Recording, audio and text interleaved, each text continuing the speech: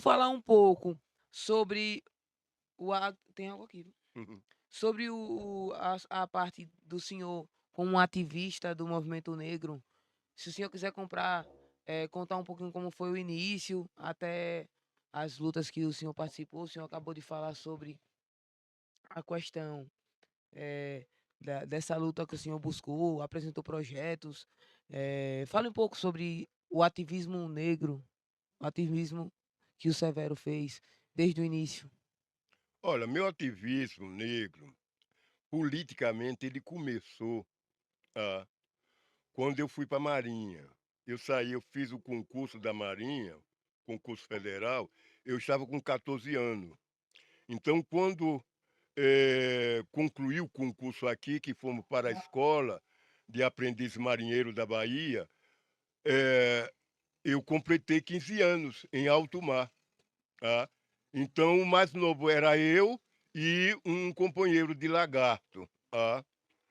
Então o que é que ocorre?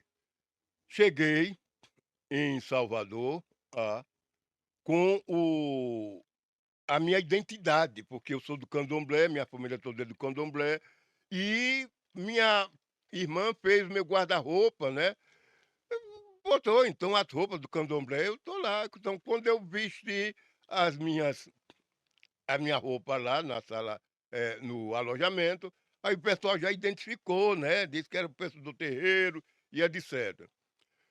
Todas as vezes que eu passava ali no Mercado Modelo, porque a escola ficava ao lado do Mercado Modelo, tá. Hoje, não é mais escola, parece que é o quinto alguma coisa do segundo distrito naval.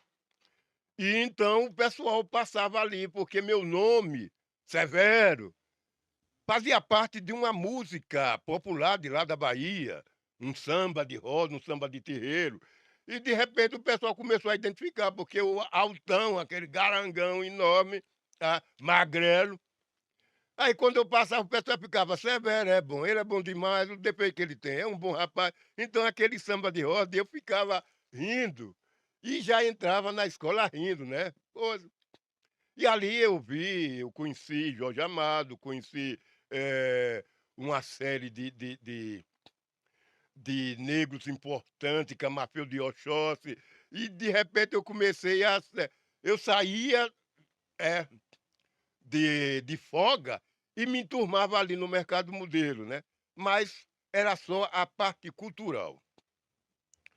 Quando juramos bandeira, tá, em 64, naquele problema dos militares, da revolução, tá, e fui para Santa Catarina. Então, na primeira viagem, embarcando, tá, fomos para o Rebocador Triunfo e a Coveta Caboclo. E eu fiquei à disposição do 5º Distrito Naval, que é exatamente aquela área dali de Santa Catarina. E lá, em Santa Catarina, eu conheci o pessoal do Morro do Mocotó, que eles faziam trabalho, inclusive de alfabetização de adultos, que tinha um convênio com o governador, com a Secretaria de Educação de Santa Catarina. E o governador naquela época era Espiridião Amin. Então, aquela época ele já não tinha cabelo. E a gente fazia alguns trotes, né, algumas prosas, brincadeira com a cabeça de Espiridião Amin, que parecia exatamente uma bola de golfe, né. Mas a brincadeira de lado, a gente começou a pra praticamente a vivenciar o Morro do Mocotó. Só que tinha um problema, que quando a gente descia do Morro do Mocotó, a gente era recepcionado pela polícia montada. Quer dizer, muitas das vezes a gente saía correndo do Morro do Mocotó, atravessava aquela ponte, Lulus, tá, e para fugir da polícia montada de Santa Catarina, porque de repente elas perseguiam a gente, porque, eh, queria aparecer ou alguma coisa, o que é que acontecia, né, porque na verdade a gente não está fazendo baderna. E dali, o movimento negro que se fazia ali em Santa Catarina, no Morro de Mocotó, tá, era um movimento negro político, diferente do movimento negro da Bahia, que era mais ligado cultural, do afoxé, do, eh do ilê, enfim, era diferente. E passou o tempo, em 68 eu fui reformado da Marinha, por questão de doença, e retornei para Sergipe. Fui para o Presidente Vargas terminar a minha, o meu estudo médio, e lá no Presidente Vargas a gente fundou exatamente o Grupo Regional de Folclore e Arte Cênica Amadorista Castro Alves, que foi logo censurado, porque não se podia falar em Castro Alves, porque estava censurado pela Polícia Federal, e mesmo assim a gente continuou e a gente criou a sigla Grifacaca. Então, estava ali. Mas mesmo assim a gente era vigiado constantemente pelo pessoal da Polícia Federal. E nisso a gente começou aquele processo, né? Porque Mandela estava em foco, todo mundo, em todo lugar, se falava de Mandela, o problema do apartheid na África do Sul, e a gente começou a luta lá no Presidente Vargas, os professores falavam a respeito do apartheid, nos informavam, e aquilo ali ia cristalizando a nossa participação, a nossa consciência no combate ao racismo. Mas só que a gente percebia que em Aracaju a gente não tinha essa expressão, não tinha o racismo, a gente não sentia esse racismo. A gente foi sentir depois, muito, muito depois. E então a gente ali começou a desenvolver ações em relação ao patrimônio cultural e histórico do negro sergipano, tá? E lendo exatamente as contribuições de diversas professoras, a universidade estava sendo instalada naquele período, né, de 68, né, com o Lurival Batista, o grande reitor, né, eh, que mostrou como se faz uma resistência aqui em Sergipe, porque quando a Polícia Federal quis invadir a universidade para botar uma série de estudantes para fora, o reitor disse: daqui não sai ninguém. E de repente o João Cardoso, que muitas das vezes ninguém dá mínima para João Cardoso, que foi o fundador da Universidade Federal de Sergipe, então ele disse: daqui ninguém entra, daqui ninguém sai. E nós tivemos exatamente um embate, e que ele tirou proveito, foi através de João Cardoso e através deste processo que ele juntou com Java Passarinho, que era o ministro da Educação, é o coronel Java Passarinho. Aí ele disse: olha, daqui não sai nada, e a gente vai querer exatamente o apoio de vocês e para chegar junto nesse processo. E o que foi que aconteceu? Ele conseguiu do Ministério da Educação e Cultura grana suficiente para fazer o Festival de Arte de São Cristóvão. E foi exatamente através do processo de resistência de João Cardoso que começou. Exatamente isso, o Festival de Arte de São Cristóvão. E nós, no Grifacaca, evidenciamos todo um processo de estudo através do trabalho da professora Terezinha, de diversas professoras que faziam que estavam trazendo, entendendo, os estudos da negritude aqui para Sergipe. E então a gente sempre fez um movimento negro baseado nos estudos, baseado nas nossas histórias. Não era um movimento negro de simplesmente de estar abalizando nem pichando porta, não. Então, a gente levou esse trabalho e participamos de diversos seminários, congressos.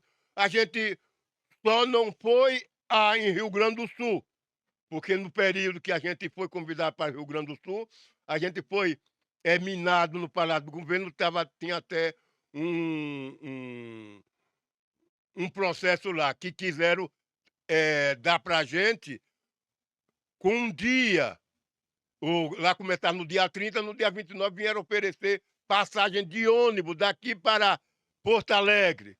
Quer dizer, aí não deu, e nós desistimos de participar disso aí. Mas fomos no Maranhão, fomos em diversos outros estados buscando a questão, levar a questão e a condição do negro de Sergipe. E o nosso espaço era mais Salvador, porque é onde tinha mais atividades, de congresso e de seminário, estava tudo lá na Bahia. Fundamos o Movimento Negro aqui em Sergipe, fundamos o Movimento Negro da Bahia, fundamos o Movimento Negro de Alagoas. Quer dizer, nesse processo a gente conheceu muita gente, a gente aprendeu muita coisa e muita contribuição está exatamente nesses livros, nesses textos que nós fizemos. Porque para todo congresso, para todo seminário que nós íamos, então, ia aqueles documentos enormes que a gente preparava para poder apresentar nesses congressos. Portanto, o movimento negro é um movimento negro que a gente buscou valorizar o arquivo humano, pois surgiu o herói negro sergipano João Mulungum. A gente valorizou Quintino de Lacerda, que hoje também é o herói negro de Sergipe, através de Itabaiana, o herói negro de Itabaiana.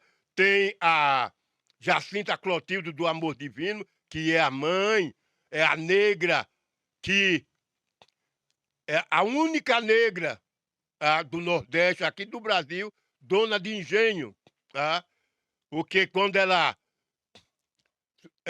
foi escrava do Azevedo, e o Azevedo era cônego e saiu de Lagarto para Itabaiana, e lá eles se fixaram e compraram exatamente aquele engenho que tem lá, o Palmar, tá?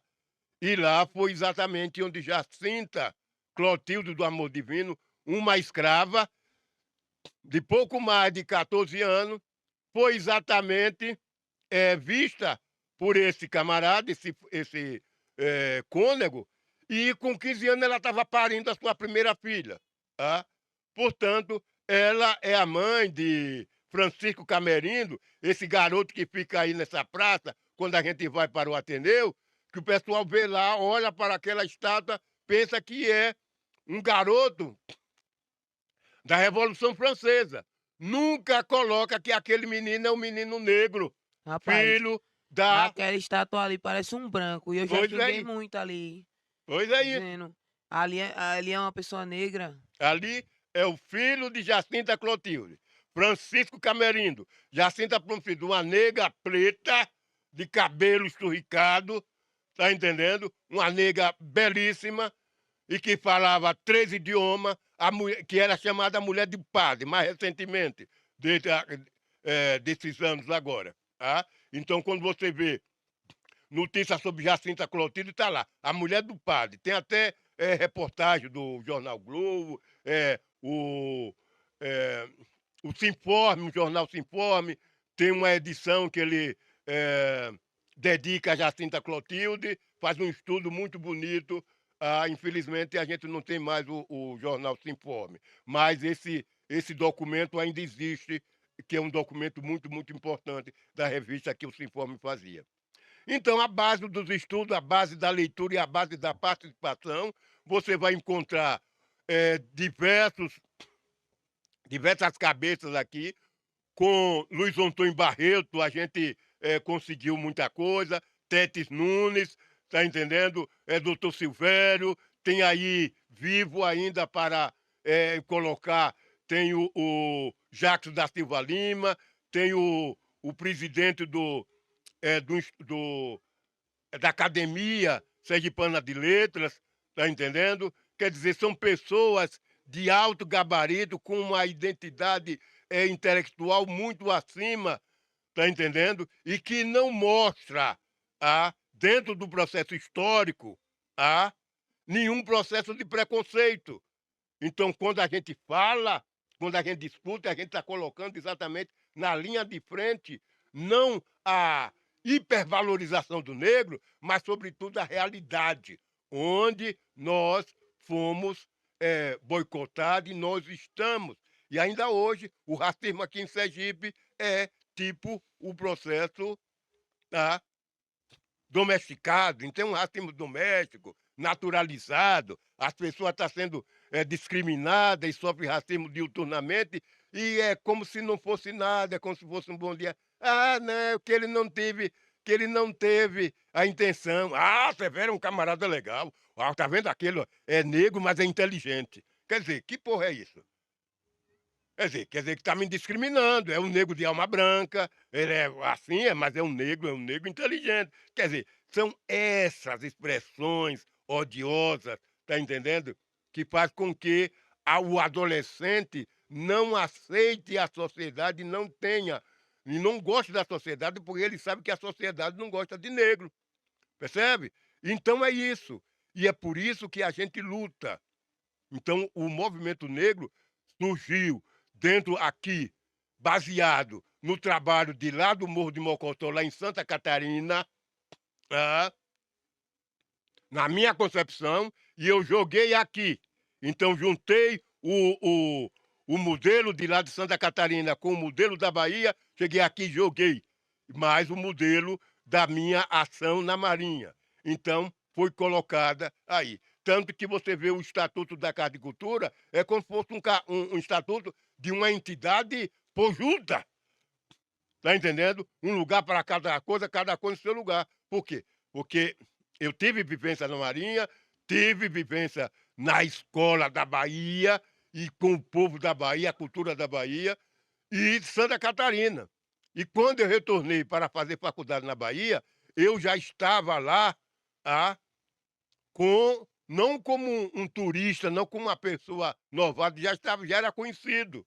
Ah, então me encontrava ali no cemitério Sucupira, ali em frente o elevador Lacerda, com Jorge Amado fazendo o lançamento dele ali no Sucupira, tá entendendo? E ele falando comigo com com uma desenvoltura muito grande, quer dizer que dentro, perguntando pelas pessoas daquele Sergipe, e essa coisa toda. Quer dizer, depois, através da Globo, eu fiz um personagem de Jorge Amado naquele seriado Teresa Batista, ainda entendendo? Então, são essas coisas que a gente vai colocando, porque o movimento negro não é chegar a dizer eu sou o chefe, eu sou o presidente, não, é vivência. E foi assim que a gente começou a ser visto e observado e respeitado, mas lá fora, não aqui dentro, tá? Aqui dentro, poucas pessoas me valorizam. São pessoas que estão em alto nível, no outro patamar, tá? Então são autoridades, tá entendendo? Desembargadores, juízes, tá entendendo? Pessoal, professores, percebe? De outras coisas, mas não na minha, no meu espaço, no meu nível. Porque quando eu saio na porta da minha casa, o pessoal passa e faz o sinal da cruz, tá entendendo? Ou olha para mim e cospe de lado.